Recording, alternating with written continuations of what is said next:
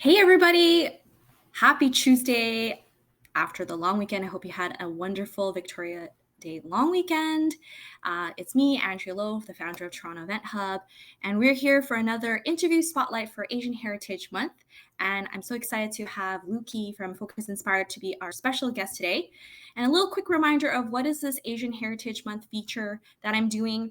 Well, May is the month of Asian Heritage Month, and I wanted to highlight and support and celebrate local unsung heroes because when I looked up Asian Heritage Month in the news, it seems to really focus on a lot of the celebrities and figures in the film and music industry, which is awesome. However, I wanted to contribute and celebrate some of our local community leaders, and that is why I'm doing Asian Heritage Month feature for local business owners. And for today's guest, I am excited to have Luki from Focus Inspired, who I actually met at UTSC, and he's a fellow alumni. So if you don't know me, I'm a very proud U of T or UTSC alumni. So I'm very excited to have Luki come speak with me today.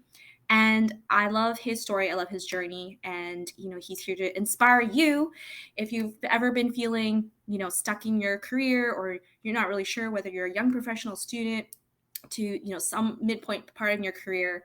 Luki is very inspiring. He's got a book and podcast, YouTube channel, everything you name it. I was actually featured in one of his podcasts, which will air next month, which I'm excited for. But today he is my special guest. So without further ado, I will introduce and invite Luki to the show. Hey, Luki, how are you? Hey, Andrea, I'm phenomenal as always. So, how are you doing? Amazing. Thanks for joining at your lunchtime. I know you're super busy. And oh, hi, Mike, for joining. So that's good. We know that we're streaming live because sometimes technical difficulties, but thanks for making time. How was your long weekend? Oh, it's great. So, first of all, thank you for hosting this event and doing this because I think you're right where Asian heritage needs to be celebrated a little bit more. Where, yes, I mean, the celebrities are getting their fame right now, which is I think is great, but there's a lot of unsung heroes in there. So, weekend was good. We had a bit of a storm up where we were, so lost some shingles unfortunately, and had to do some of the quick fixes and all that sort of stuff. So I was at Home Depot today getting some new vents and stuff, and they'll install it later in the week after the rain subsides. So it's just one of those things, facts of life. You can't really predict Mother Nature, right? So yeah, hopefully yours was a little bit better. I think you mentioned off air you were dancing. Yeah, I was in Montreal, so we actually didn't have a storm there. So, but I'm sorry to hear about your shingles. But so you're also a handy person around the household, and No, not at all, not at all. I get other people to do it. I'm one of those people where you're supposed to measure twice and cut once. I'm like a measure once and cut maybe at some point in time. But yeah, I'm the least handy person out there. But like I know what needs to be done. I would just rather have someone do it and focus on my strengths and things that I enjoy doing. That's right. Focus on what you're good at and then outsource the rest, right? That's what most business owner entrepreneurs do. So that's awesome. Well, and speaking of Asian Heritage Month, so I believe you're Indonesian Chinese. So what I Mhm. ask all my guests is, yeah, share your culture and heritage, and a favorite thing about your heritage or culture, or favorite food item, something from your heritage or culture. Yeah. Yeah, so I'm Indonesian Chinese, as you mentioned, and so I was born in Indonesia, the capital city, Jakarta. I moved to Canada really young, but ancestrally, I'm Chinese, as for those who are joining us live on video can probably tell. So I'm actually part of the Chan lineage. So my dad, when he was born, he was a Tan, but there was some civil unrest in the country, and if you were Chinese, you had to change your last name, kind of, or else. There's a lot of persecution happening to the Chinese population. And yeah, so I moved to Canada when I was really young and grew up in there. There's not a huge Indonesian population, but there are big pockets around. I think the thing that I love most about my culture is the food, and this is one of those things that going into the entrepreneurship side, I actually thought about like opening up a restaurant, but myself, I'm not that great of a cook. So if my mom said, yeah, I'll do it with you, but then I realized getting into like being a restaurateur is hard, right? So it's one of those challenging things, and I as we just talked about focusing on our strengths, I'd rather focus on the strengths, and cooking is not necessarily one of mine. But yeah, that's kind of a brief background on my Asian heritage. That's cool. Yeah, and I hate to admit it, I'm not good at cooking. It's not my strength. People who know me know that, but that's cool. Thank you for sharing that. So, I promoted that, you've been, you found your career purpose and you're inspiring others to do that. So, tell us a bit about your career and your sort of business story and journey, because it's an interesting one, and I'd love for you to share it with our audience. Yeah, so I mentioned kind of the ancestry and the historical part, but growing up, I was kind of that shy, introverted kid in the corner, right? So I ended up doing a career in computer science because that's what shy, introverted kids do. No way! No, Really? That's so surprising. yeah, it was one of those kind of like doctor, lawyer, accountant, engineer. I couldn't get into any of them. So a computer scientist was like a second tier engineer type of thing. I actually applied to the engineering schools and I couldn't get in. So unfortunately, computer science was there. But during that time, it was pretty well regarded. So I ended up doing that. And a couple of, well, I graduated when the dot-com bubble had burst. So similar to now, it was really hard in folks to get a job. But well, unlike today, tech is actually booming quite a bit. Then it was like 2008, 2009 for the financial folks, maybe right now for like the hospitality folks. Well, right now it's kind of coming back. But think of that in 2002 when tech was really getting well, imploding on itself. So it was hard for folks to get a job. Luckily, I had a friend whose brother, he was looking for a coder, a developer. So he helped me get an interview and I got a job. And it turns out that when I started coding and working, I didn't really like coding. So I had to figure out, okay, I just spent 4 years training for a career in this thing, but Right. didn't really kind of resonate with it. But as luck would have it, the company I joined was Deloitte. So Deloitte is one of the big four accounting firms, and I eventually moved from the technical side more into the business world. So we did this thing called supply chain, and I would always kind of challenge myself to do kind of the new technologies, and basically spent over 12 years in the firm, right? So a lot of growth, a lot of opportunity there. And then I realized that, is this it? Right. So I was, for all intents and purposes, all measures, I was quote unquote successful, right? So I was senior manager. Next step would have been partner. So in the consulting world, partner is kind of the C-suite level. I was doing really well. Um, and I was on track for that. But I kind of went through life and said, like, is this everything? And then I was starting a family. So as a consultant, I would travel a lot. So I was doing this with my kids, right? So I would be FaceTiming with my wife, and oh, he learned to walk and talk and roll, and it's like, oh, well, that's You're not not exactly. there. Oh. No, I wasn't there, right? And yeah, I would get the updates through a little screen, and this is pre-COVID, right? Yeah. So it was a little bit challenging. So I try to reprioritize and figure out what I want to do. And after a lot of soul searching, self-reflecting, and talking to mentors, like my purpose ended up being helping others find theirs, right? So that's what I like to say. And yeah, so far it's been an interesting ride. A lot of ups, a lot of downs in there, but started in 2015, so about 7 years. And as you said, yeah, I do a whole bunch of different things, but that's not naturally me. Like I mentioned, I'm shy and introverted, right? To record like the first video I did, I don't know how many takes. I probably exhausted like the memory on my camera to get through them because I didn't want to post them. And even like the podcast, I started in the pandemic, but previous to that, the first one I recorded was probably 2 or 3 years ahead of that, and I just never Mhm. released it because I never Oh. thought they were good enough, right? So it's been an interesting journey, but um, it's been one where now I have a second book that's out, right? So the first one, Stuff I Wish I Knew Earlier, was for students. The second one was with a bunch of co-authors, and now it's for young professionals. YouTube videos, so there's a lot of resources for jobs, careers, and life. Anybody who wants to kind of become the best version of themselves, there's content there. You're a guest on my podcast that will hopefully be out next month as well. And we just had spotlight conversations. Again, stuff I wish I knew earlier. What would you tell young Andrea? And when she was growing up, that sort of thing, and people kind of showcase their advice to their younger selves. And yeah, we'll figure out what the next journey is. Kind of the big project that I'm working on right now is an app. So I'm building an app, Career Buddy, which is kind of a mentor in your pocket. Call it Luki in your pocket, right? To give you some timely advice in regards to job searching, careers, and hopefully become the best version of you and in your life. Wow, you are definitely it sounds like you're up to a lot of good stuff, fun stuff.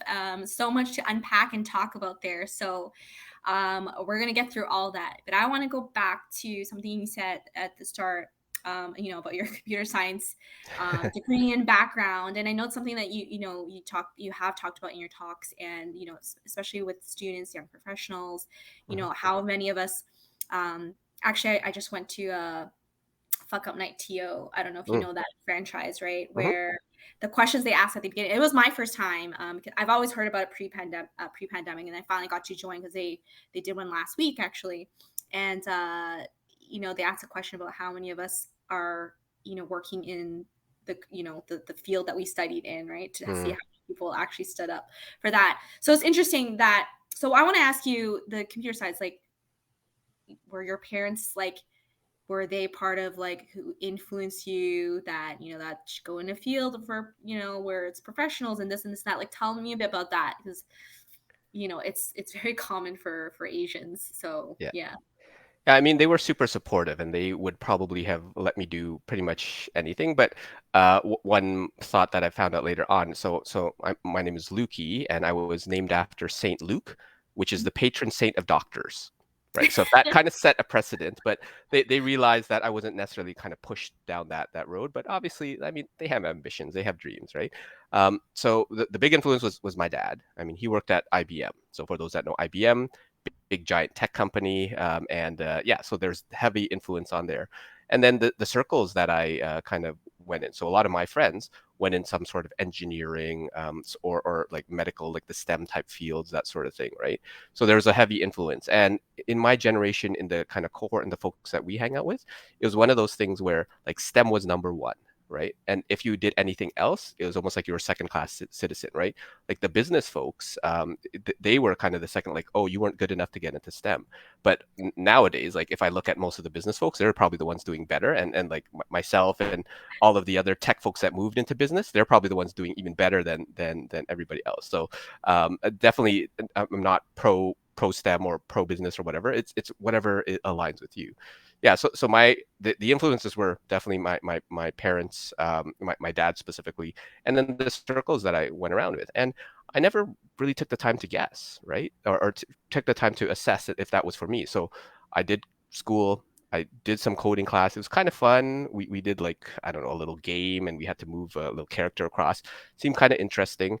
And yeah, I didn't want to become a doctor, right? Well, I could have become a doctor if it didn't require like 8 years of schooling. So many If years, there's a yeah. yeah, for Yeah. sure. And so it seemed like it was a natural fit. And like I said, it's mainly because I didn't get into engineering because I really wanted to get into engineering, but that was kind of the second tier that I went through. But it turned out great, right? It put me in the position to start in a role, and then set me up for another one and another one, another one, and then kind of following that path and the opportunities, and then getting me to where I am right now. That's awesome, and I'm glad to hear your parents were supportive with you. So that's amazing, and you kind of fell into computer science. So what like when you were working and realizing, oh, like this isn't for me, what exactly? Because I have a lot of developer friends. Mhm. And especially, as I run Toronto Dating Hub, it's like I happen to like I meet a lot of developers. I've dated developers. So, so for you, like what was it about it that you're like, nah, this isn't for me? Like it served me well, but like this isn't for me. Like what was it for you? And what finally made you go, you know what, I really need to change it up and do something else? Mhm. And maybe it wasn't so much that I didn't like doing it versus I found something different. So the way that it happened again, I started a job as a coder developer. I was learning this archaic language. So there are these large enterprise systems that use these like really old school technology tools. So I had to learn to code with that. I did pretty well, right? So there was a book that's like whatever the coding language in 21 days, and I finished it early and was doing well. But it's kind of like, is this it? Do I just keep on doing that, right? And meanwhile, we were in a relatively small office, and there was this other team that they were always having fun, right? So the developers were here, they're just kind of doing their thing, eating lunch at their desks and whatever. And this other team was having a lot of fun. So I got to know a couple of folks and asked them, like, what do you do? And we do this supply chain sourcing and procurement transformation. I was like, okay, what's that? Can you tell me a little bit more? It's like, okay, and then he explained it to me. And yeah, so we stayed in touch. So a couple weeks, couple months, and they said, hey, we have this opportunity. We need like a technical lead to do this. Are you interested? I'm like, sure, right? And basically the rest of it's history. I started with that. So like I said, it's not less that I didn't like coding. It's just that I was there kind of floating along, cruising, doing not much more. But then there's this opportunity that kind of presented itself. Do you want to do it? And I kind of grabbed onto it. And then I tended to be known as the guy who would kind of figure stuff out, right? So any new technologies, any new tools or whatever, it's like, hey, we haven't really done it before. Are you okay with it? Yeah, I'll figure it out, right? So I would be like on the plane to the client the night before, and I'd be like reading all the documentation, trying to figure out all this sort of stuff, and then run a workshop, right? And then they'd have a couple questions. It's like, let me get back to you tomorrow, and I'll be at the hotel room trying to figure stuff out and doing all that. So it was a whirlwind where it was just taking those opportunities and learning a little bit about the tech and merging the business part of it, and it just fit, right? So not to say that if that opportunity hadn't there, I wouldn't have been happy in dev and tech, but it's just kind of like allowing those opportunities to come through and say, you know what, I played it safe kind of my whole entire life. Might as well give it a shot and an opportunity, and it seemed to work out. That's cool. Um, and actually going back to the comment about like, so interesting for you even like STEM versus business, because when I, went to UTSC for co-op management, we were like, shit, we're the shit, like the us Hmm. business students, right? And our program was like the thing, like the holy grail of like UTSC. Hmm. We still kind of think it is, but I know you help a lot of students and young professionals. Let's talk a little bit about the kind of advice that they can expect, and I know you have the stuff I wish I knew earlier. So let's talk a bit about that. Elaborate more on how you help students and Hmm. young professionals. Yeah. Yeah, so for a lot of it, I usually say that my job is to do two things. One is to ask good questions. Oftentimes, those questions test assumptions because, like, should you really be in business management, computers, doctor, whatever, lawyer, accountant, engineer? Is that really what you want to do, right? Or is it what mom and dad, what the culture, what the family, whatever wants for you? So that's usually where it starts, where it's helping people with those questions. And then the second one, I usually say my second part of my job is to make you uncomfortable, right? Because when you're uncomfortable, you're growing, right? So it's not keeping you in the status quo and doing what you have been previously doing. It's just saying, hey, have you tried this? No? Why don't we try it? Right? Doesn't it sound interesting? Couldn't we learn from that and get you out of your comfort zone? So in my story, I have like being the shy, introverted kid in the corner, right? Like I to be doing this podcast or doing this Facebook Live, it's ridiculous for me to think of that. And any of the other stuff like writing a book and this and that, like it's kind of bizarre and mind blowing and all that. So I kind of do that as not so much as an inspiration, more to just to say you can do it too, because I never thought of myself as that like confident that anything compared to I was just a normal kid, right? Even potentially even less than normal for some in some areas, right? So I kind of share all of that and help people, help students, help they often are Asian as well, become the best version of themselves. So if they are there and like mom and dad wanted me to get a job in accounting, I have a job in the Big Four, and I should be loving my life, but I'm not, right? So what do you do now? Like you're supposed to be happy. You Yeah. got everything, right? So Right. what is it? And then figuring out how to have those conversations with yourself, with mom and dad, with the significant other, right? Because that was challenging for me because everyone's like, you're gonna do what? You're gonna quit this and start this little rinky dinky like career coaching business and do that. So yeah, so that's essentially what I do. And within there, inevitably, there's something related to job, right? You might want to switch from one company to another or a different field or a different industry or other. Sometimes you want to start another business, right? Like a little side hustle, this and that, right? And you can do both at the same time or differently. And again, a lot of what I do is mindset coaching to figure out like, well, why are you thinking that? Why do you have that imposter syndrome? Why don't you think you can do that? Is that actually true? Or is that something that it has just been like a thought that's been in your head, implanted by mom and dad when you were 6 years old or something, that you can't do that or Asian people can't do that or whatever it is, and help them kind of break through some of those barriers, right? Yeah, so a lot of it, what I do is kind of that soft skills education, right? So Right. so those soft skills are ones that apparently they're considered soft because they're difficult to teach, right?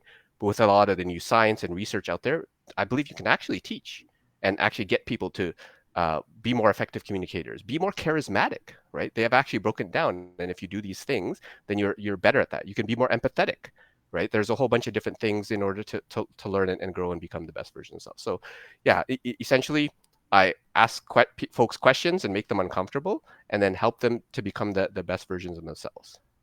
I love everything you said there, and I am like that too. It's like it's you got to be comfortable with being uncomfortable, and that's something that a few organizations I worked with had that sort of culture. So it's really good to see that that's like becoming more and more prevalent.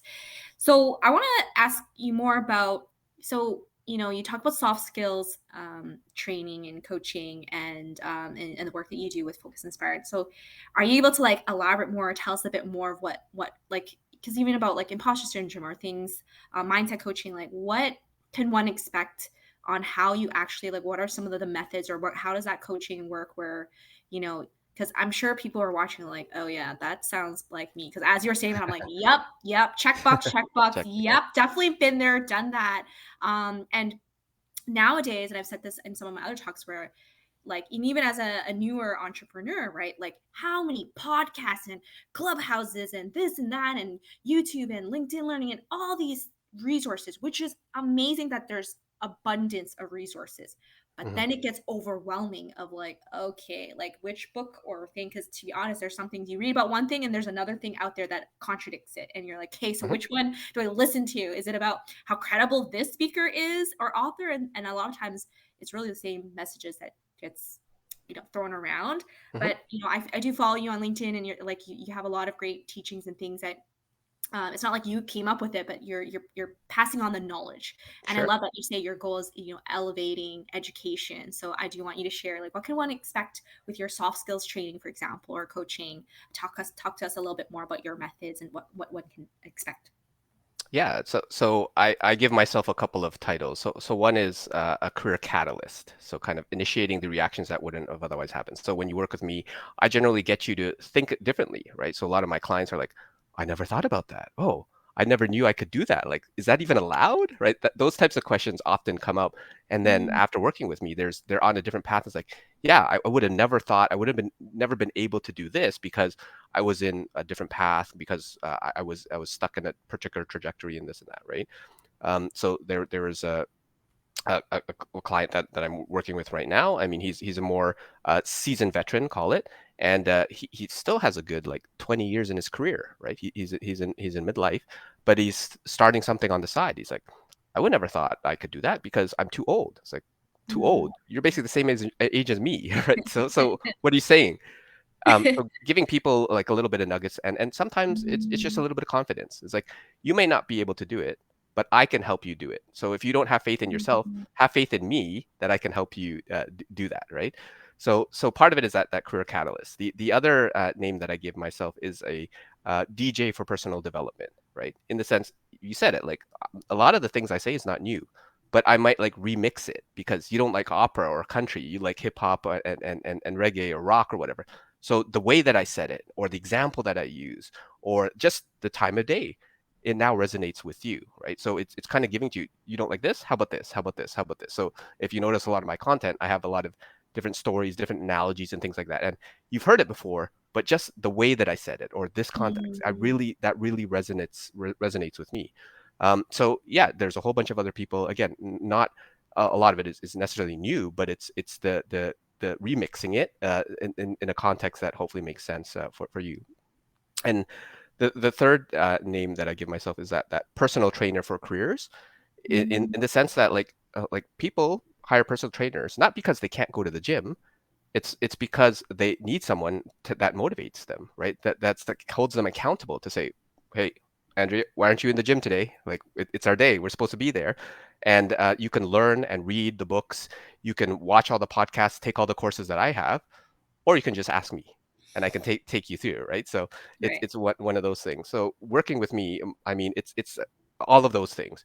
It's a simple conversation where I usually start. My approach is a simple what, why, and then how.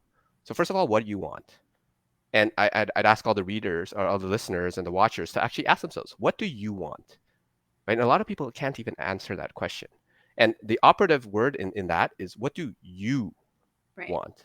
Not what does your parents want for For you, your not what does society want for you. What do you want? And a lot of people are like, yeah, I'm not sure. Like I was talking to a previous client, like, I want to do an MBA.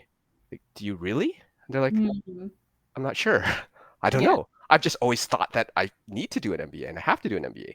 And then she actually went through a bunch of exercises and she realized, you know what? Yes, I want to do the MBA, so I will do it. And that's great. That's great motivation, right? Getting the And once you have clarity.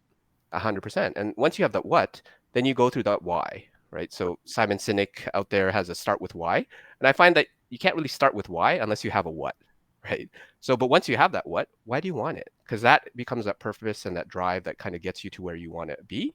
And then once you figure those two out, the how, I mean, it kind of figures itself out, right? It's Mhm. one of those things where there are so many different hows that with the what in mind and the why underneath it, then you can pretty much attain whatever. So yeah, like if folks work with me, I usually find a little bit of context, right? Give me some background, like just kind of like this conversation. What are the influences? What did you always want to do as a kid, right? Because sometimes folks put away their dreams because other people put their dreams on them, Yeah, right? you're living your So parents' dreams out. Yeah. 100%. So can we Yeah. unlock those? And can that be a driving force? Can we like marry the two together where you want to be a musician and your parents want you to be an accountant?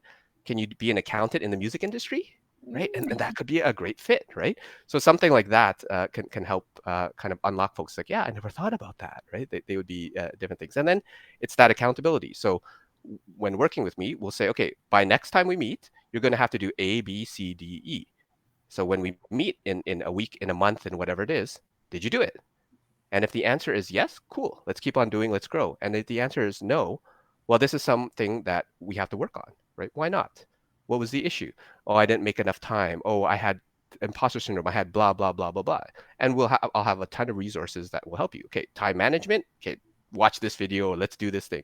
Motivation. Watch this video and do this thing. Next, whatever it is, we kind of work through them. And yeah, and then we get you so that you don't need me. That's kind of my ultimate goal is to help people get it in themselves and then they can share it with other folks, right? One of my goals is to become one of the quote unquote new billionaires, which is to positively impact 1 billion people, right? But I can't affect that change individually because I calculated if I spent 1 second with everybody, it's going to take 32 years, Right. right? So not possible. So if I help change one person that shares a nugget of wisdom, hey, read Luki's book or listen to his podcast, and that helps them, then I can potentially reach that goal. So yeah. Anyways, long-winded rant. No, Apologies it's for good. going so far on that. No, no, I love everything you said there, and love how simple that even sounded about like the what, why, how, Hmm. like such fundamental. That's like the W5s, like right, like Yeah. of the like the it's so simple, but just the way you broke it down, like you said, how you remix it, how Hmm. you use language and theories and things that we've known most of our adult life and careers, but just the way you have about how you communicate it, how you say it. Because to be like with personal and professional, how you say things, how you communicate things, it goes a long ways with what words you use and how you do it. But For sure. even that was like that was inspiring. Like that was getting me pumped. And I was like, you said like, you want Andrew? I'm like, 10 things came to my head because my mind works like so fast. But I was like, but what is it that I really want, and what's the Hmm. driving force behind that? So it really gets you thinking. So I really love that. Um, and I want to know because a lot of these these community leaders that I've been interviewing, and I was always like, wow, like how the heck did you get there? Like, because Mm. that was so smart, and that's how. So I'm always like, what is the secret? Like, Luki, like, did you have like another mentor or coach, or like what were your resources and things to get where you like? Because obviously it wasn't overnight, and you weren't like, I know you're brilliant, but like where did that where does all this knowledge and where did it come from? Is it a mentor, a coach, certain resources? Please share the Yeah. secret. Yeah, so the secret is, I mean, if I give you my bookcase here, there's a ton in there. So I'm an avid consumer and learner. So there's a personally personality test called the Strengths Finder, and my Mhm. top one is called Learner, right? So I consume and I consume not necessarily just for myself, but it's to share others. So I'm kind of like a book a week person, right? So I try to go for like 52 books every year. I think last year was the only year where I actually made that goal. I'm usually around the 40 something, that sort of thing. So I read a lot of information, right? Mostly fiction, nonfiction books, and I read about like charisma or finding your purpose or this and that. And I kind of take a lot of, oh yeah, I kind of like that. Well, I don't really resonate with that. That doesn't really make sense. And then I kind of mash it into my own kind of methodology, right? So as you mentioned, like a lot of it's not real, not new. It's just a whole bunch of stuff that I've put together, and it works for me. And the thing is, when I work with someone, I don't necessarily give what works for me. I'll say, hey, this worked for me, but what if you tried this? What if you tried this? What if you tried this? Because it didn't work for me, but maybe it'll work for you, right? So hence kind of building a giant toolkit in there. So a lot of books, a lot of podcast consumption. So I'm a podcast junkie where I used to commute a lot to work, so I would have podcasts, and I was one of those people who ended up moving up to listening it on double speed. So I started listening it on like 1.25, and then 1.5, and then They one three sound kind quarters. of like chipmunky. Exactly. So when I hear them actually speaking normally, it's like, oh my gosh, that's It's what you so sound like. slow. Yeah, it's like I thought you had so much more energy because they were just double the speed. But yeah, so I do that. So it's consuming all the information, books and courses and stuff like that. When you mentioned about things like the words that you use, I actually took a certification in something called NLP. It's called Neuro Linguistic Programming. And basically, for those that know who Tony Robbins is, that's kind of the school of psychology of thought that he comes from, right? And like he's obviously made it into his own big thing. But yeah, there's a lot of fundamentals, and my goal is actually to look at a lot of these different coaching practices and see if I can learn from them, because it's to me it's kind of like religion, right? All of the big great religions, they all kind basically say the same thing, but in slightly different ways. So coaching is the same thing, where if you take any coaching paradigm, they will have their toolbox of stuff, but it's not necessarily the complete thing. But fundamentally, I'll be the same. So I'm trying to figure out what is kind of like that meta coaching that brings everything together to give people the best advice. And it's never a one size fits all. It's always a, hey, try this. Don't like it? How about this? How about this? How about this? And then we find something that works for you. And then the thing is, it might not work for you now, but as you kind of evolve and grow, then it starts working for you because you need to be at a certain level. So yeah, I'm an avid consumer. I'm basically a geek in the personal development space. So reading a lot of books, consuming a lot of content, and yeah, learning from folks like yourself and other mentors as well. And I do have my mentors as well. So some of them are from work contexts and just people around me, and just other people that inspire me, right? So some celebrities or people who think in different ways, and I bring some of their thoughts to other people just to say, hey, why not? Can you try this? Would this work for you? You're literally like a human library of information, which is awesome. And Yeah, I for a guess small subset of the library. I wouldn't say the whole thing. Yeah. right. But I mean, it's you definitely sounds like you have a lot of knowledge and you're consuming a lot of content, which is great. And that's how you can help people. And I'm like, you're what, like only 25, but you've got kids, you're married, you've got a book, a podcast, a YouTube channel, your second book, this app that you're working on. And it's like my next question. And I know you talk about time management skills. Is like, how do you do it all? What is some advice for some people who are like, dude, I'm just struggling. I don't like, for some people, like, I don't even have kids and I have one job and like, I can't even handle it. So I'm sure you get this a lot. Is like, Luki, how do you do it all? What is some, advice you can give, whether it's about time management skills or just like, again, what's the secret with that? Yeah. So I've actually cloned myself. So there's actually three of me around. No, I'm just kidding. No. Really? Yeah, yeah. No, it's just being efficient. Effective with your time. So a lot of people like to do a lot of things, right? So we talked a little bit about where focus on your strengths and outsource the rest, right? So I figured out the stuff that I want to do, like the video editing and this and that. Like I could do it, but that just takes me so much longer than someone who can do that much faster. So I figured out what I want and get other people to do it. So from a time management perspective, I figure out what is important to me, and I make sure that's in the top of my priority list, right? So in classic time management, there's a matrix where you're basically on things The that are urgent, not important. urgent. Yeah. 100%. Yeah. So I start with the important things as much as I can. But the other part that I find from a time management perspective is energy management, right? Because sometimes, and many of you Mm. out there are probably in the case where you have that time blocked, but you just don't want to do it, right? Like you don't have the energy. So I've actually started more on the self-care where I've implemented like way more breaks, like taking naps and things like that. So people are surprised, like, what? You actually do that? Like later on, I'll probably go. I actually have a Like a massage 15-minute scheduled. power nap? Could be, yeah. It's something like that, or just a break, a little bit of meditation or mindfulness and things like that, right?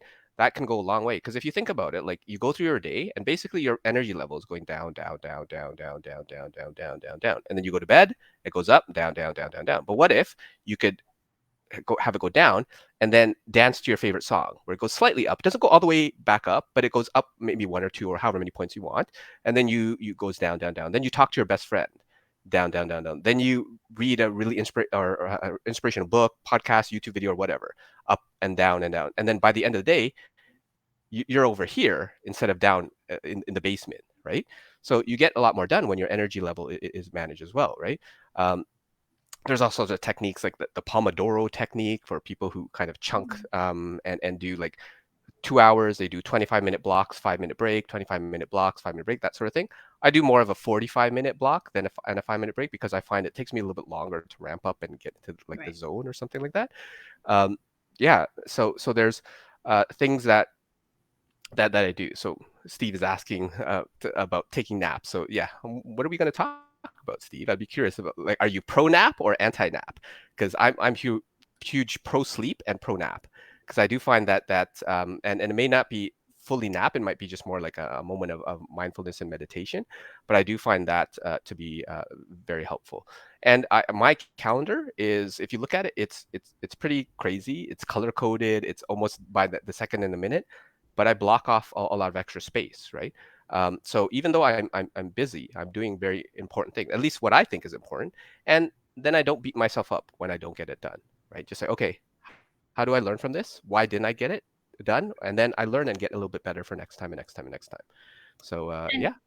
and I want to elaborate on that because one of the talks I've attended with you, that's how I met you, and I'm pretty good at like time management, but I want to like share this. And you had like a timetable with the blocks, and I do find like, yeah, the people with the time to do all this, it's literally like it's discipline too, and it's you gotta schedule the things that you need to do, whether it's a break, whether it's Hmm. family time, right? But you Hmm. gotta schedule even those times for the other important stuff that isn't just work, because life isn't just about working, because how fun would that be? but Yeah. but scheduling family time, schedule the nap or the break, or whatever it is that you need to dance, for some of you guys out there, like myself, but schedule that in so that it happens. Because I find that even for me, the other side of it, the dating coaching, people are like, I don't the infamous, like, I don't have time, right? But when you actually go, let's look at your schedule, like, you don't have time to eat lunch, you don't have time. It's like, is it that you really don't, or you just,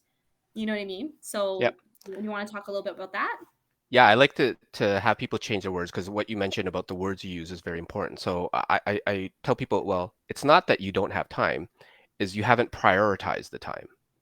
Because whatever it is, you can make the time, right? So if your favorite person, your I don't know, like entrepreneur, whatever. So uh, Elon Musk, Jeff Bezos says, "Hey, I want to talk to you at 1 p.m.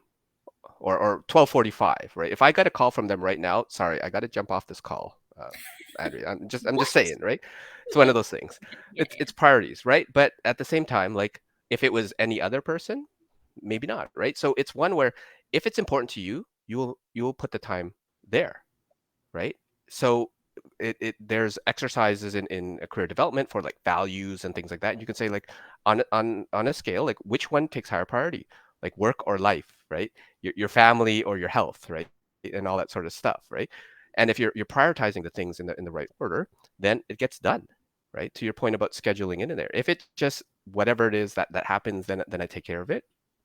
It's not a matter of they don't have the time, it's they're not making the time, right? I have a concept which I use called non-negotiable time, which basically you make it non-negotiable. It's as if I have a very important meeting with Andrea, right? And we have to get through, and all the other commitments go all around, right? I'm not going to cancel that, right? Minus an emergency, right? So if there's like blood or I'm sick or whatever, like I'm probably going to decline or something.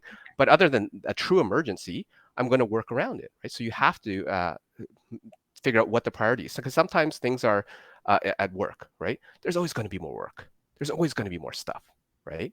And chances are it could probably wait half an hour. It could probably wait an hour, right? It's not necessarily that urgent that it has to wait. Now, once in a while, again, emergencies and things like that.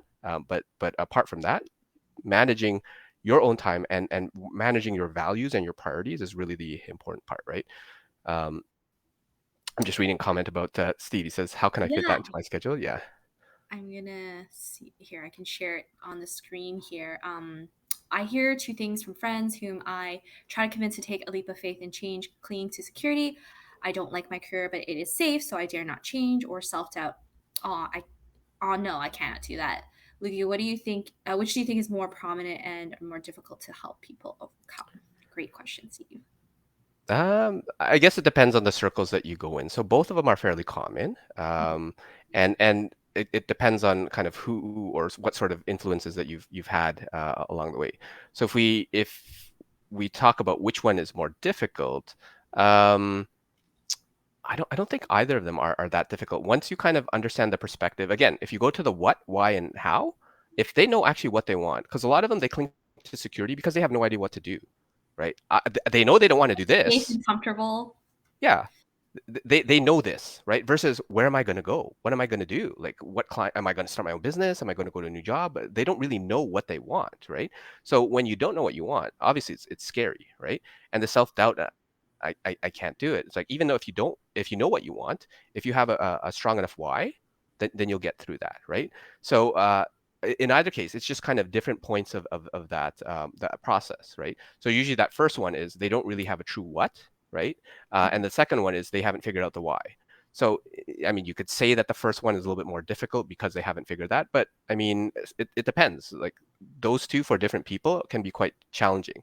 I know folks that they can't figure out what they want. They have like commitment issues, and usually that translates to different part of their lives as well. But yeah, sometimes it's just explore, right? And the great thing with a lot of folks is uh, their careers. I mean, we're living until whatever 80, 90, 120, that sort of thing.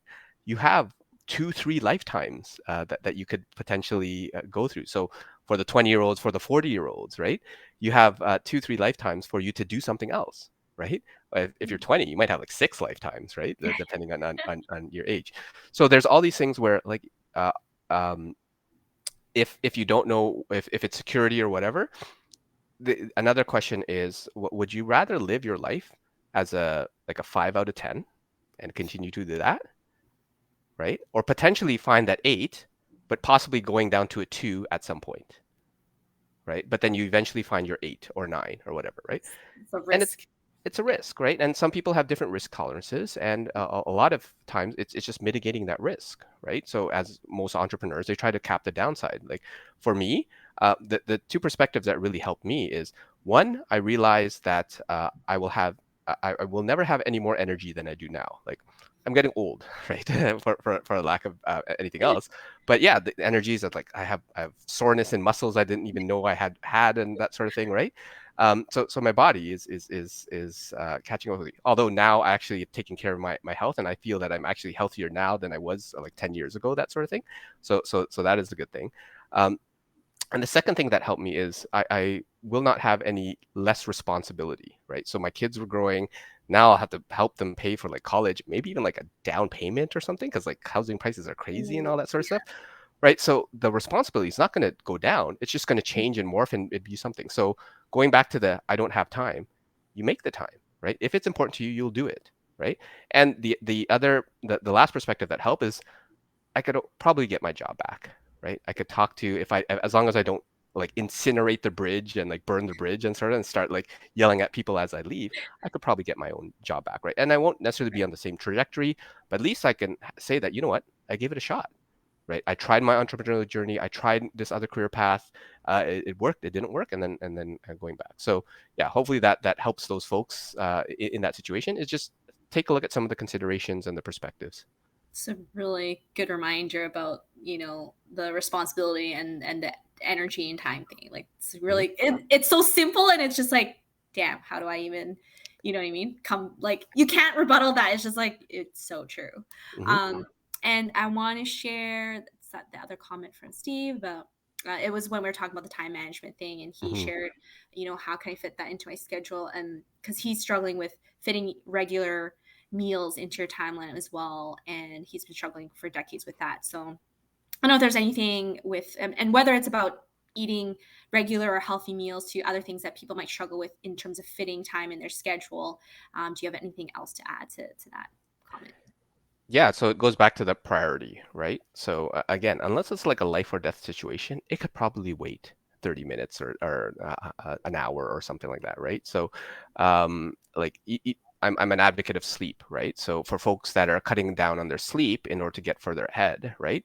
So instead of sleeping, yeah, well, we should talk, right? But basically, there's studies that like if people typically need like 7, 8 hours sleep, right? As you get below kind of the 6 hours, it's the equivalent of going around being mildly intoxicated.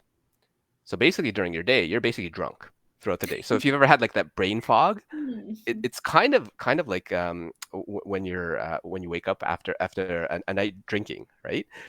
It's kind of like that kind of like the grogginess. You can't really I'd get say I'm there. like a functional drunk, you know. There you I know go. that's But what you're saying. yeah, but imagine waking up every day and instead of being at 60% capacity, being at 95, right? And then carry that throughout life, right? And the interesting thing is that we as humans were very resilient, so we get used to it. We get used to being operating at 60%, right? And it's fine, it's okay. I can get through it. And then I'm just wait for the next weekend, and then next weekend, all that sort of stuff. Versus no, you know who's important? I'm important, right? It's Mhm. the whole airline thing. Like put on your mask before Right. you help other Save people, right? And a others. lot of people they don't do that, right? Yeah, and it's just figuring out what is a priority to you, right? Because if you don't prioritize yourself, it'll catch up with you later on, right? So based on whatever it is, like you prioritize it. What do you want in your schedule? I have a time management tool which I call the model week. If you could spend this week, next week, or whatever week the way that you wanted to, what would it look like? Right? Mm. And actually do that, right? Okay, I want to go jogging in the morning, I want to go reading, I want to do this and that, right? And then I'll do my work, and then I'll do this, and I'll do whatever, right? And see, well, how can I adapt it so that it actually fits my real life, right? Because sometimes you can't. I can't go jogging for 30 minutes, but you can go jogging for 10, right? You may not be able to read a whole chapter, but maybe I can read 2 pages, right? And just do whatever you can, and then you'll find that you probably have a lot more time than you think, right? It's just Yeah. again prioritizing that because I looked at my day. It's like I do a bunch of dumb stuff, right? That I don't really need to do. And then some of it's Instagram, that motivation. TikTok. I'm kidding. Well, I'm not judging, but like whatever it is, Well, right? because Because there's a lot of educational content, and they've been 100%, smart about how they've changed the algorithm and what comes up in your feed. But it is a 100%. time suck. It is a time suck for Yeah. sure. But my encouragement for folks is to understand: Are you doing it purposely? Right? Versus the algorithm, and it's like, oh my God, it's already 2 a.m. and I've been lost in the doldrums of YouTube slash Instagram slash TikTok slash whatever, right? Versus no, you know what? I do appreciate the content that's on these platforms, and I will make sure that I spend whatever 30 minutes, whatever, because I do learn from it. I do take a lot of it. Just be purposeful versus letting the algorithm and their brainwashing kind of work. Do it on your terms. And I find that that is very helpful. Now I want to. I can't believe we only got 10 minutes left. I'm like, this is all like juicy stuff that I want to talk to. And we're definitely going to do more of these and on your podcast too. But I'm so curious to know, like, you've definitely impacted thousands of people, students, professionals, senior people. So I'm so curious because I know as you're saying this, I'm like, yeah, I've been guilty of that and that and that. So I'm sure okay, I don't want to call them stubborn people, but it is. I'm stubborn. I'm like, yeah, I've been losing sleep because I do this or I do that. And like, I need to, I know it's all like, we all know what we need to do, but executing and doing it is one thing. So can you share whether it's a story or just like how do you address and deal with that for the people who are like you know what you need to do but you're Mhm, not doing it, mhm. like what does it come and in like you came to like have me coach you and I'm telling you the thing, you know what you need to do and you're still like either whether they're finding excuses or they're prioritizing other things. So like what do you end up doing? Like do you obviously I don't think you give up on them, but do you know what I mean? Like what do you do in those situations where they're being like that? Right. And the quote comes to mind where you can lead a horse to water, but you can't get them to drink is often the case. But it goes back to that the formula, the what, why, and then how. So if we know what you want to do, so let's say for in your case, you want to get a good night's rest, right? Well, why is that important to you? Right. And I don't know if you actually want to do this, but like go through that. And there's actually an exercise called the 5 whys Mhm. where you ask yourself, so getting a good Like night's the sleep, laddering why is it technique, important to you? is it? I'm not sure. Sure, that it's called many different things, Mm-hmm. but you basically say why is that important to you, and then from that answer, why is that important to you, and keep on going and see if you can get to that core one. You can't repeat if it repeats it because it gets lumped into one why, and Yeah. really figuring out like why is it important to you, right? Because if you know that it's important, then you should be able to do it. The other part is again giving them more information, that kind of DJ for personal development. Like, does this person's example resonate with you? No. How about this person? How about this person? How about this person? Right? Because sometimes you hear it where like some people are transformed because they pick up a habit or don't or whatever it is, but that person wasn't influential enough to this person, or maybe it's just a time where at a certain point in time, because I hit you enough times, like you've done marketing before, you know that there's whatever 7 to 11 touches or whatever for someone to kind of really buy. It's kind of the Mm-hmm. same sort of thing, right? Like maybe I just have to break down the walls of your defenses and eventually you go through it, and all that sort of stuff. So it's trying to come up with that compelling why and the reason and the purpose, and then sometimes it's just the accountability and just saying, okay, what are we doing here? And then maybe we just kind of set it aside and revisit on something else, right? And then eventually you drink, right? And the water's thirsty enough. So I find that people change in one of two ways. Either it's through extreme presence, so they have the kind of this epiphany moment where like, oh yeah, that makes sense, that purpose, that why, and that motivation and all that sort of stuff, or extreme suffering, right? They get to Yeah, the like you point it's hear like, oh about my gosh, burnout. You hear about burnout 100%, or and like they have no choice to basically emergency. do that, right? I, Right. I don't like that option, so Yeah. I prefer the other one. So Yeah. I kind of gone asked them, it's like, well, the other part is like, would it hurt you to try? And then just see, yeah, That's good. give me a week, 2 weeks, or whatever, and just see if we can do, right? And then have someone follow up with you, right? And just say, yeah, if it's going to be by the end of the week, hey Andrea, how's it going? Like, did it work out? Did you able to do what you want to do? Whatever it is. I'm just smiling because like I love the way you ask those questions and it's not confrontational and it's not like judgy, right? Because I think about like to be honest, so let's take this whole, my bad sleep hygiene and eating habits, right? Which I think Steve or other people have been sharing that. And I know people like that where it's like, okay, I know I gotta do it. I know like, some of the tools and things I need to do. And then but like when people start like either judge you or the way they're like just not supportive about how they change, you know what I mean? But I love the way that you're saying it, and even something like what do you just say, like it's kind of like why not, and it's so like it's almost rhetorical. I'm like, you're right, like Mhm, why not, right? But it's just done in such a way that's like, yeah, I don't feel like you're confronting me, you're not judging me, you're not nagging at me, and it's so simple, and it's so great.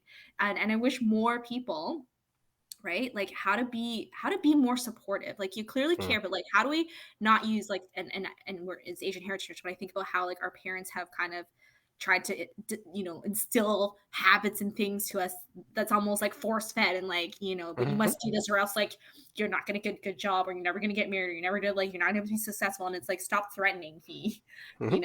right? So I just like I want to commend you that for that, and I appreciate that attitude, that perspective, and just how you go about doing it. And I can feel your passion, how inspiring you must be to all the people that you help.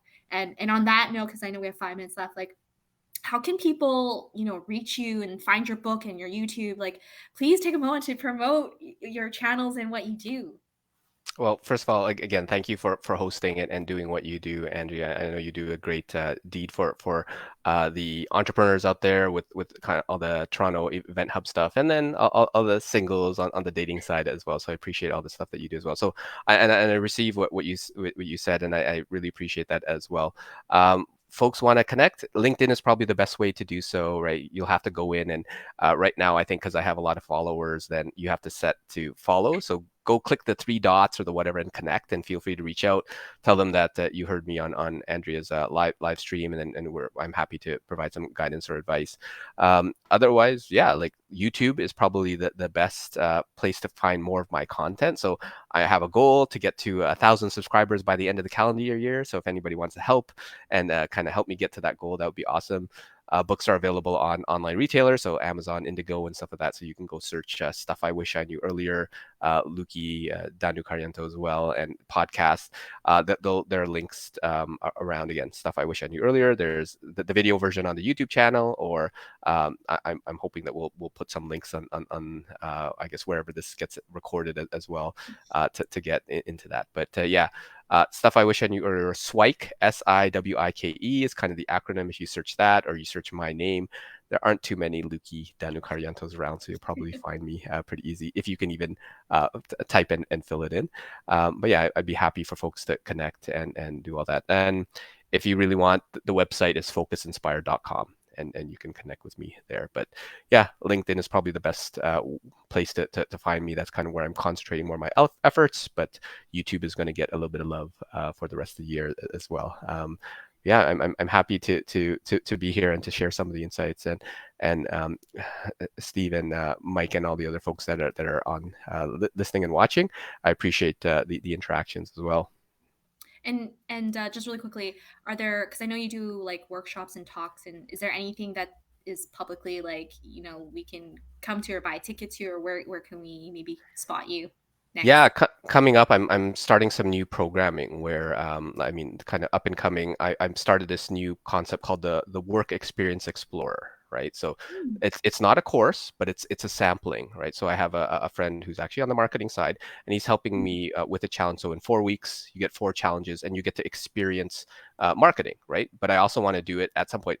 Could I do it for like become a doctor, lawyer, accountant, engineer? Just to sample it, right? To taste it and see if you actually like doing it before you commit like 4 years of your life. So I kind of call it like the Costco sample before you buy the Mm, 1 kilo bag or something like that, right? So cool. try it, and so we're piloting it soon, and then we'll get more and different versions of it as I find other co-conspirators to kind of share their insights on whatever it is that they want folks to learn about or explore about. So that's a big thing. And yeah, I will, because tis the season for young professionals and recent grads to be out there. So for those that are like looking for jobs and direction and stuff like that, so we'll be restarting the career confidence clubs. So those will be coming up and probably broadcast on social media in a little bit. So yeah, I'll probably have that on my LinkedIn over in the next week or two, but I have to figure out some of my own like vacation time off schedule, and I want to make sure that I don't Gotta leave people schedule those hanging to do in that. Yeah, for got sure. to schedule all that stuff in. Yeah. But that career sampler, that sounds so cool. So I guess the plug, if you ever need a marketer or event planner kind of thing to be that person to talk about it, or communicate that, or a dating coach, I'm happy to do that. But I look forward to doing another podcast on your channel, or another one of these, because it's just been so great to talk to you, and you're so inspiring. And again, thank you so much for taking your lunchtime. I'm sure, and thanks for working all your other priorities around, taking time for this. So thank you so much, Luki, for being here and talking with me today. Oh, it's my pleasure. And again, thank you so much for what you do, Andrea, because again, you're providing a great service for the entrepreneurs, the singles out there, and hopefully folks to feel a little less alone. I mean, like given the whole time of COVID, whether you did your virtual stuff or in person, I think the stuff that you do is amazing to connect people and make sure that they have the support they need, and just like, yeah, enjoy and explore and have fun as well. Thank you. And I'll be posting all your links and all that, and or if you want to comment later on the feed. But thank you so much again, Luki, and everyone who's watching or watching this later. Thank you so much for your support. Happy Asian Heritage Month, and we will talk soon. Bye, everyone. Thank you.